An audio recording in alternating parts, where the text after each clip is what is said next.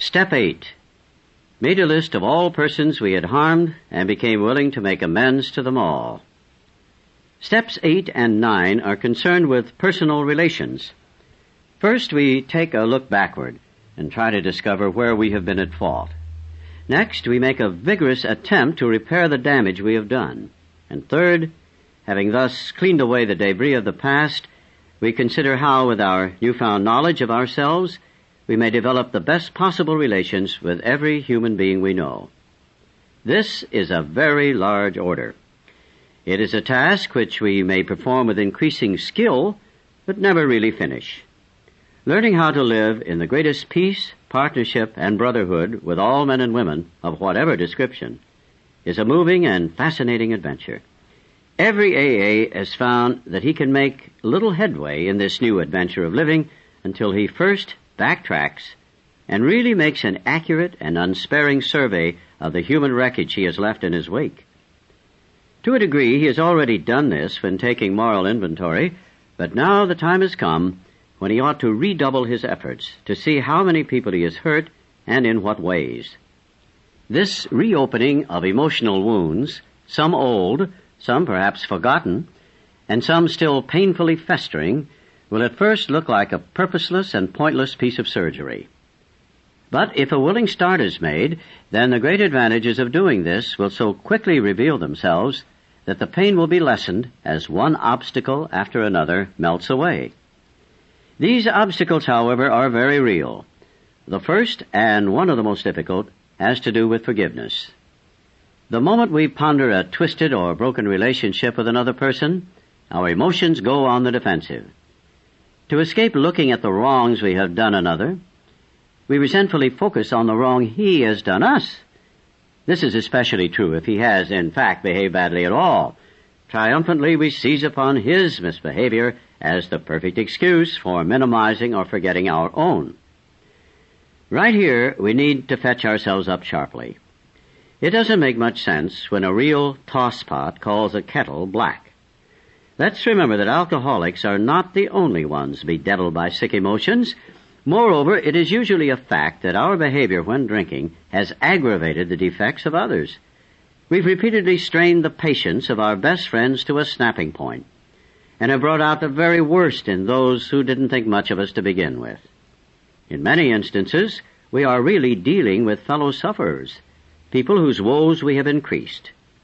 If we are now to ask forgiveness for ourselves, why shouldn't we start out by forgiving them, one and all? When listing the people we have harmed, most of us hit another solid obstacle. We got a pretty severe shock when we realized that we were preparing to make a face-to-face admission of our wretched conduct to those we had hurt. It had been embarrassing enough when, in confidence, we had admitted these things to God, to ourselves, and to another human being. But the prospect of actually visiting or even writing the people concerned now overwhelmed us, especially when we remembered in what poor favor we'd stood with most of them. There were cases, too, where we had damaged others who were still happily unaware of being hurt. Why, we cried, shouldn't bygones be bygones? Why do we have to think of these people at all? These were some of the ways in which fear conspired with pride to hinder our making a list of all the people we had harmed. Some of us, though, tripped over a very different snag. We clung to the claim that when drinking, we never hurt anybody but ourselves. Our families didn't suffer because we always paid the bills and seldom drank at home. Our business associates didn't suffer because we were usually on the job. Our reputations hadn't suffered because we were certain few knew of our drinking. Those who did would sometimes assure us that, after all, a lively bender was only a good man's fault. What real harm, therefore, had we done? No more, surely, than we could easily mend with a few casual apologies. This attitude, of course, is the end result of purposeful forgetting. It is an attitude which can only be changed by a deep and honest search of our motives and actions. Though in some cases we cannot make restitution at all, and in some cases action ought to be deferred, we should nevertheless make an accurate and really exhaustive survey of our past life as it has affected other people. In many instances we shall find that though the harm done others has not been great, the emotional harm we have done ourselves has. Very deep, sometimes quite forgotten, damaging emotional conflicts persist below the level of consciousness. At the time of these occurrences, they may actually have given our emotions violent twists, which have since discolored our personalities and altered our lives for the worse. While the purpose of making restitution to others is paramount, it is equally necessary that we extricate from an examination of our personal relations every bit of information about ourselves and our fundamental difficulties that we can. Since defective relations with other human beings have nearly always been the immediate cause of our woes, including our alcoholism, no field of investigation could yield more satisfying and valuable rewards than this one. Calm, thoughtful reflection upon personal relations can deepen our insight. We can go far beyond those things which were superficially wrong with us to see those flaws which were basic, flaws which sometimes were responsible for the whole pattern of our lives. Thoroughness, we have found, will pay, and pay handsomely. We might next ask ourselves what we mean when we say that we have harmed other people. What kinds of harm do people do one another anyway? To define the word harm in a practical way, we might call it the result of instincts in collision, which cause physical, mental, emotional, or spiritual damage to people. If our tempers are consistently bad, we arouse anger in others. If we lie or cheat, we deprive others not only of their worldly goods, but of their emotional security and peace of mind. We really issue them an invitation to become contemptuous and vengeful. If our sex conduct is selfish, we may excite jealousy, misery, and a strong desire to retaliate in kind. Such gross misbehavior is not by any means a full catalog of the harms we do.